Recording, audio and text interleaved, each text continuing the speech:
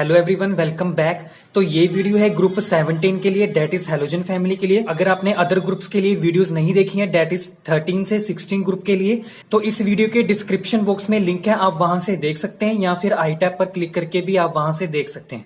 शुरू करते हैं ग्रुप 17 के लिए। हमारा फर्स्ट क्वेश्चन है, HF molecule has higher boiling point than HCl molecule. हमने प्रीवियस वीडियो भी किए हैं, पिछले ग्रुप्स में भी क्वेश्चन ऐसे किए हैं कि जहां पे बॉइलिंग पॉइंट की बात की है हायर वाले की। ठीक है, मैंने हमेशा यही बताया कि अगर कोई आपको क्वेश्चन आता है बॉइलिंग पॉइंट पे, सोलिबिलिटी पे, कि उसकी वो ज्यादा सोलिबल है, वो उसका ज्यादा हायर बॉइलिंग पॉइंट है अदर से, तो हमने हमेशा क्या आंसर दिया? Due to hydrogen bonding. तो इसमें भी यही आंसर देना है कि HF का हायर बॉइलिंग पॉइंट क्यों होगा? क्योंकि उसकी क्योंकि HF मॉलिक्यूल क्या है, हाइड्रोजन बॉन्ड फॉर्म कर रहा होगा। ठीक है, इसी वजह से इसका बॉइलिंग पॉइंट हायर होगा। तो यहां पे इसको कैसे रिप्रेजेंट करना, सिंपल वे से, सबसे पहले जिसका हायर बॉइलिंग पॉइंट है उसकी बात करते हैं। क्या है? HF की बात करते हैं। HF लिखा हमने। ठीक है, यहां पे किस चीज का डिफरेंस है? मैंने हमेशा बोला कि डिफरेंट चीज को ही हमने टारगेट करके आंसर निकालना है।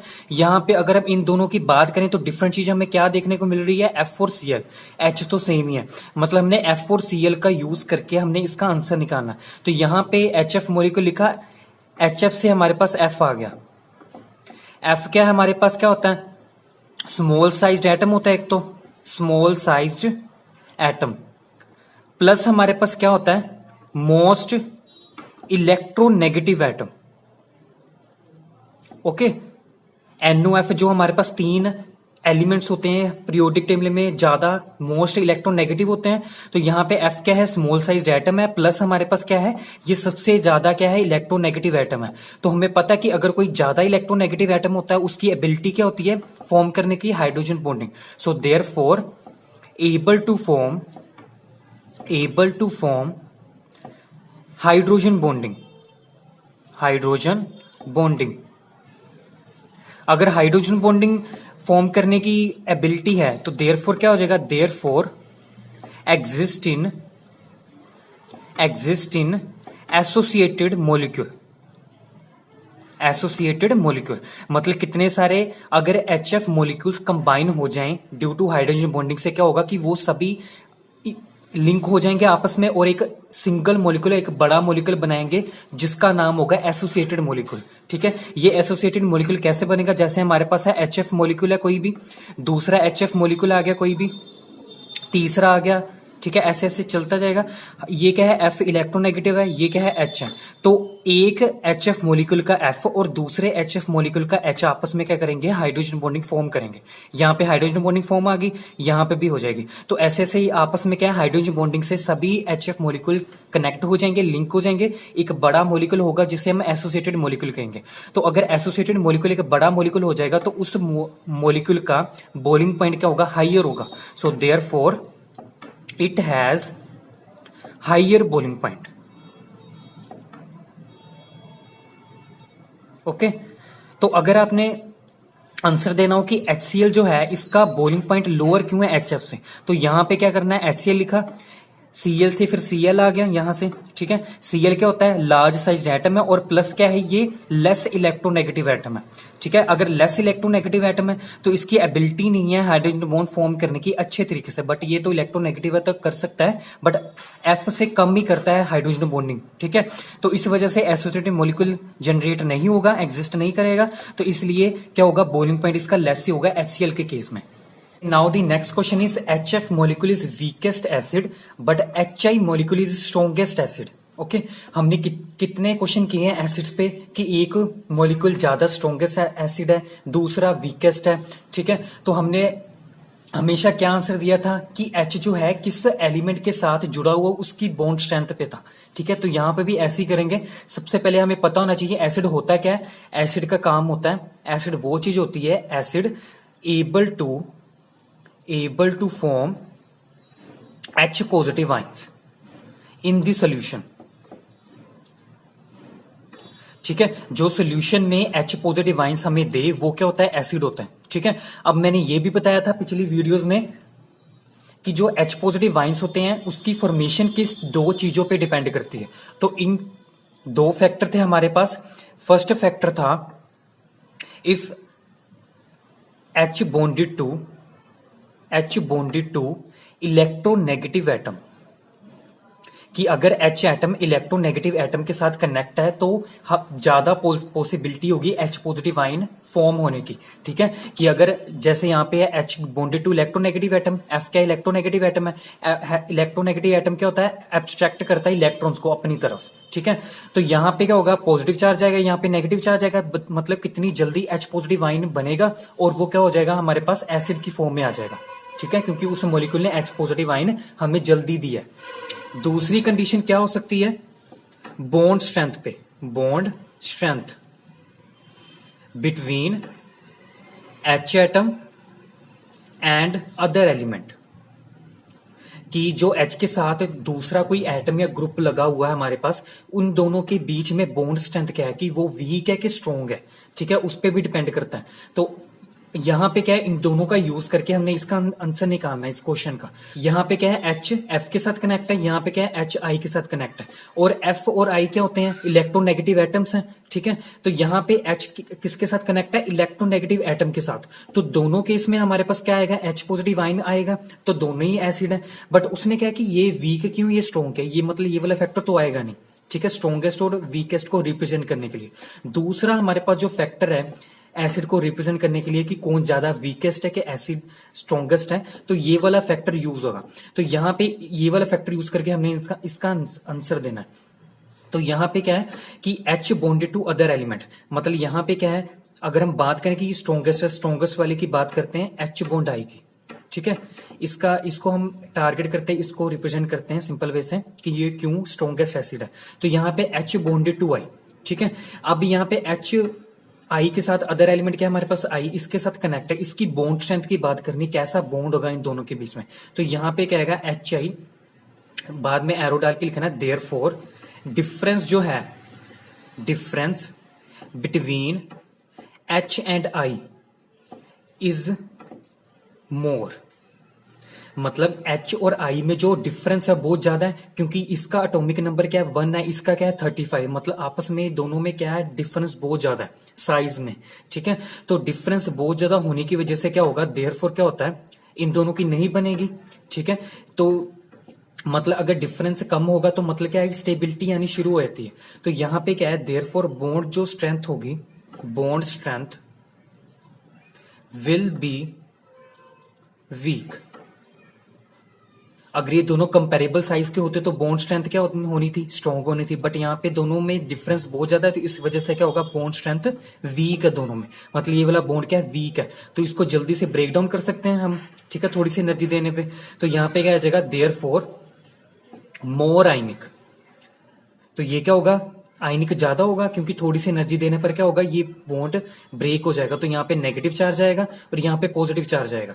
नेगेटिव क्यों आएगा यहाँ पे, क्योंकि ये इलेक्ट्रॉन नेगेटिव है, इलेक्ट्रॉन लेके निकल जाएगा, दो के दो इलेक्ट्रॉन, यहाँ पे कुछ भी नहीं बचेगा, यहाँ पे पॉजिटिव आ जाएगा।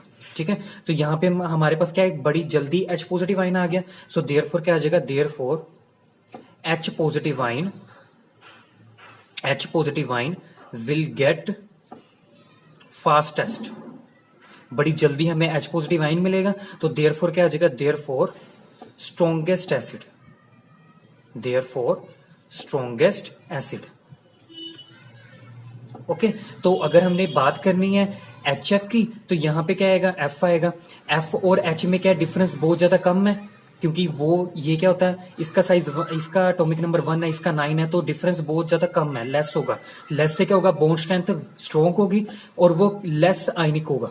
ठीक है, मतलब काफी अमाउंट ऑफ एनर्जी चाहिए इन दोनों इसके बॉन्ड को ब्रेक डाउन करने के लिए, इन केस ऑफ HF में।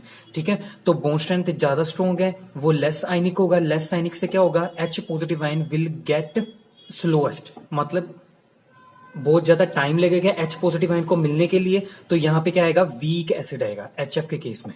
Question is HClO is strongest acid but HIO is weakest acid. हमने यहाँ पे पिछला क्वेश्चन किया अभी एसिड के केस में कि ये क्या था, वीकेस्ट था, ये स्ट्रॉन्गेस्ट था। तो यहाँ पे तो कोई भी ऑक्सीजन अदर एलिमेंट नहीं था, बट यहाँ पे अदर एलिमेंट कनेक्ट हो गया विच इज ऑक्सीजन। तो इस केस में थोड़ा सा आंसर थोड़ा सा चेंज हो गया, ये वाला आंसर हमने नहीं लिखना। तो इसको सिंपल वे से कैसे रिप्रेजेंट करना, सबसे पहले हमने बात करनी है स्ट्रॉन्गेस्ट एसिड क्यों है। जो स्ट्रॉन्गेस्ट है उसकी बात करते हैं, हमारे पास है HClO। ठीक है, ये क्या स्ट्रॉन्गेस्ट एसिड है। इसका अगर हम स्ट्रक्चर इसको खोलते हैं तो कैसे बनेगा, H bond O bond Cl, ठीक है। अब यहाँ पे क्या है, ये भी इलेक्ट्रोनेगेटिव है, ये भी इलेक्ट्रोनेगेटिव है, बट ये कि इलेक्ट्रोनेगेटिव नहीं है, इलेक्ट्रोपॉजिटिव है। अब दो हमारे पास क्या है, इलेक्ट्रोनेगेटिव एटम्स है, that is oxygen and chlorine. तो ये क्या करेंगे, इलेक्ट्रॉन विड्रॉ करेंगे अपनी तरफ। यहाँ पे क्या है, Cl इलेक्ट्रॉन नेगेटिव है, तो ये क्या करेगा, यहाँ पे लोन पेयर होगा, तो वो क्या होगा, अपनी तरफ इलेक्ट्रॉन खींचेगा क्लोरीन। तो यहाँ पे क्या आ जाएगा, पॉजिटिव चार्ज आ जाएगा।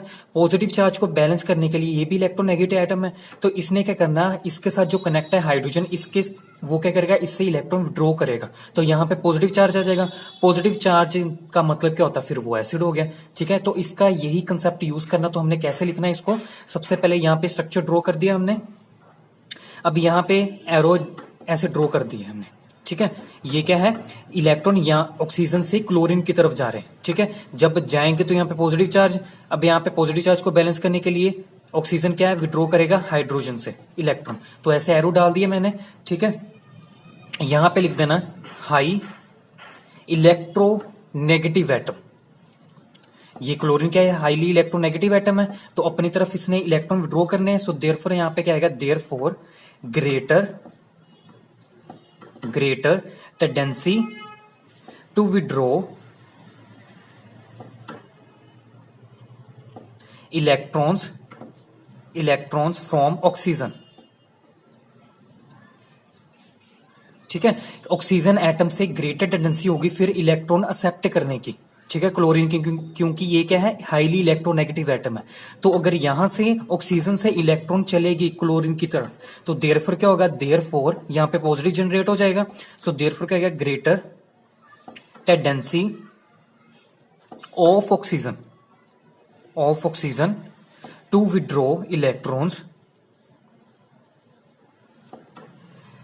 फ्रॉम हाइड्रोजन एटम, ठीक है। अब यहां पे पॉजिटिव चार्ज आ जाएगा, तो ऑक्सीजन भी क्या है, इलेक्ट्रोनेगेटिव एटम है, तो वो उसकी भी टेंडेंसी क्या है, विड्रॉ करने की इलेक्ट्रॉन्स किससे करेगा, अब हाइड्रोजन से। सो देयरफॉर क्या आ जाएगा, therefore release of H positive ion will be easier, ठीक है। तो यहां पे बड़ी जल्दी बड़े आराम से क्या हो जाएगा, H पॉजिटिव आयन जनरेट हो जाएगा, रिलीज हो जाएगा, मिल जाएगा। सो देयरफॉर स्ट्रॉन्गेस्ट एसिड कौन है, HClO, ठीक है। अगर हमने बात करनी है इसके लिए, तो यहां पे क्या आएगा, I आएगा। I क्या है, लेस इलेक्ट्रोनेगेटिव एटम है, इतना इलेक्ट्रोनेगेटिव एटम नहीं है, तो फिर क्या करेगा, ऑक्सीजन से इलेक्ट्रॉन नहीं एक्सेप्ट करेगा, तो यहाँ पे ऑक्सीजन तो ऐसे ही रहेगा। तो अगर ऑक्सीजन के पास इलेक्ट्रॉन अभी है तो वो H से नहीं लेगा, तो बड़ी हमारे पास क्या है, डिफिकल्टी आएगी रिलीज करने में H पॉजिटिव आयन को, तो उतनी ही वो क्या होगा, वीकेस्ट एसिड होगा। Okay, now the next question is fluorine show only -1 oxidation state या number, but other elements shows -1 +1 +3 +5 and +m। कि जो फ्लोरीन है सिर्फ इसकी जो ऑक्सीडेशन स्टेट है वो ओनली -1 नहीं होती है, बट इसी फैमिली के जो अदर एलिमेंट्स है जैसे ब्रोमीन, आयोडीन, ठीक है, क्लोरीन, वो क्या है, ये वेरिएबल ऑक्सीजन स्टेट शो करते हैं कितनी सारी, बट फ्लोरीन ही सिर्फ एक ही ऑक्सीजन स्टेट शो करता है, वो है -1। ऐसा क्यों होता है, हमने पिछली ग्रुप्स में क्वेश्चन किए थे, एक एलिमेंट क्या है, ये वाला कंपाउंड बना रहा था, दूसरा नहीं बना रहा था, तो हमने क्या लिखा था, उसकी साइज की बात की थी। साइज से हमें पता चला था कि उसमें डी ऑर्बिटल नहीं थे, वो अपना ऑक्टेट कंप्लीट नहीं कर रहा था, ठीक है, एक्सटेंड नहीं कर पा रहा था, इस वजह से क्या था, वो वाला एलिमेंट वो कंपाउंड नहीं जनरेट कर रहा था। तो यहां पे भी यही कंसेप्ट यूज करना है कि जो फ्लोरीन है -1 क्यों ऑक्सीजन शो कर रहा है। तो सबसे पहले हमने बात करनी है फ्लोरीन की, ठीक है, ये क्यों नहीं वेरिएबल ऑक्सीजन शो करता। तो यहां पे F लिखा, F क्या है, स्मॉल साइज्ड एटम है, small sized atom.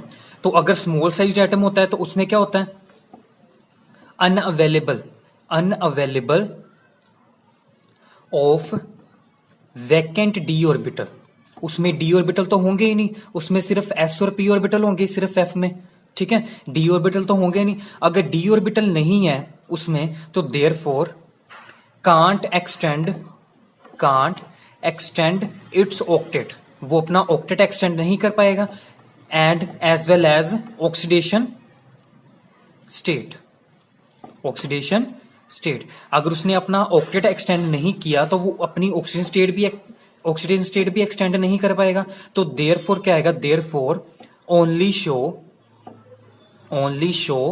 -1 oxidation state. Okay, तो ये था इसका आंसर फ्लोरीन के केस में। अगर हमने बात करनी अदर एलिमेंट्स की इसी फैमिली के, तो यहाँ पे सभी में लिखना है लार्ज साइज्ड एटम, तो उसमें उन सभी में क्या होगा, अवेलेबल होंगे वैकेंट डी ऑर्बिटल। तो वैकेंट डी ऑर्बिटल से क्या होगा कि वो सभी अपना ऑक्टेट एक्सटेंड कर सकते हैं। अगर ऑक्टेट एक्सटेंड करेंगे तो क्या होगा, ऑक्सीजन स्टेट भी एक्सटेंड होगी, ठीक है, वेरी करेगी। तो इससे क्या होगा कि ये हमारे पास जितने भी -1 +1 कितने भी सारे जो ऑक्सीजन स्टेट्स हैं वो क्या आएंगी, रिप्रेजेंट होंगी उस एटम के लिए। और the last question is fluorine has less electron gain enthalpy than chlorine. ठीक है, अब इलेक्ट्रॉन गेन, इसके लिए इलेक्ट्रॉन गेन थैल्पी पता होना चाहिए क्या होती है। इलेक्ट्रॉन गेन थैल्पी होती है कि जो एनर्जी रिलीज होती है जब कोई इलेक्ट्रॉन किसी अदर एटम में ऐड होता है। ठीक है, तो यहां पे क्या है, फ्लोरीन की जो इलेक्ट्रॉन गेन थैल्पी क्यों कम है क्लोरीन से, तो हमने देखनी है। वैसे तो इसका मतलब हुआ कि इलेक्ट्रॉन एक्सेप्ट हो रहे किसी एटम में, ठीक है, इलेक्ट्रॉन गेन थैल्पी का यही मतलब हो रहा है। ठीक है, तो क्लोरीन क्या है, तो फ्लोरीन क्या है, क्लोरीन से ज्यादा इलेक्ट्रॉन नेगेटिव एटम है। तो इसका मतलब क्या है कि फ्लोरीन क्या है, जल्दी जल्दी एक्सेप्ट करेगा इलेक्ट्रॉन किसी से। बट यहाँ पे उल्टा है कि फ्लोरीन के केस में कम होता है ये, क्लोरीन के केस में ज्यादा होता है। अब इसका आंसर कैसे लिखना है, तो पता लग गया इलेक्ट्रॉन गेन थैल्पी क्या होती है, amount of energy release when an electron add up to an another isolated atom. ठीक है, तो यहां पे सबसे पहले बात करनी फ्लोरीन की। ठीक है, हमने अभी पढ़ा फ्लोरीन क्या होता है, स्मॉल साइज्ड एटम है, स्मॉल साइज्ड एटम। ठीक है, स्मॉल साइज्ड एटम की वजह से क्या होगा, therefore strong inter electronic repulsions in small 2p subshell. ठीक है, अब इसका साइज छोटा है, छोटे की वजह से क्या होगा कि कितने सारे जो हमारे पास इलेक्ट्रॉन है छोटे से एरिया में एग्जिस्ट कर रहे हैं। ठीक है, तो यहां पे क्या होगा, नेगेटिव क्या होगी, रिपल्शन आनी शुरू हो जाएंगे क्योंकि साइज क्या है, छोटा है। सो यहां पे क्या होगा, इंटर जो हमारे पास इलेक्ट्रॉनिक रिपल्शन होगी वो क्या होगी, हाइयर होगी, स्ट्रॉन्ग होगी। तो देयरफॉर क्या होगा, देयरफॉर जो इनकमिंग इलेक्ट्रॉन आएगा, बाहर से कोई इलेक्ट्रॉन जो ऐड होगा फ्लोरीन के केस में, therefore incoming electron feels repulsions. ठीक है, यहां पे क्या होगा, स्मॉल एरिया में क्या है, नेगेटिव चार्ज भरा हुआ है। ठीक है, फ्लोरीन के केस में। तो यहां पे क्या है कि अगर दूसरा इलेक्ट्रॉन ऐड होना चाहेगा फ्लोरीन में, तो वो भी क्या होगा, नेगेटिव चार्ज है, अंदर भी बहुत सारा नेगेटिव चार्ज है, तो नेगेटिव क्या होगी, रिपल्शन आएगी। मतलब इनकमिंग इलेक्ट्रॉन क्या है, रिपल्शन फील करेगा, अट्रैक्शन फील नहीं करेगा। तो रिपल्शन से क्या होगा, वो अंदर नहीं आ सकेगा। ठीक है, 2p सबशेल में। तो देयरफॉर क्या होगा, therefore less electron gain enthalpy. ठीक है, कि जो इलेक्ट्रॉन गेन करने की जो एबिलिटी है फ्लोरीन के केस में वो क्या होगी, लेस होगी, क्योंकि रिपल्शंस आ रही हैं। तो अगर आप इस स्टेप मेथड से किसी भी क्वेश्चन को रिप्रेजेंट करते हो तो आप इजीली उसको अटेम्प्ट कर सकते हो और याद कर सकते हो 2 से 3 सेकंड्स में। तो ये वीडियो थी ग्रुप 17 के लिए, डेट इज हैलोजन फैमिली के लिए। हमारी नेक्स्ट वीडियो होगी, लास्ट ग्रुप है 18, डेट इज नोबल गैस के लिए। I hope you like this video, so please do subscribe, like, share and comment, and thank you for watching.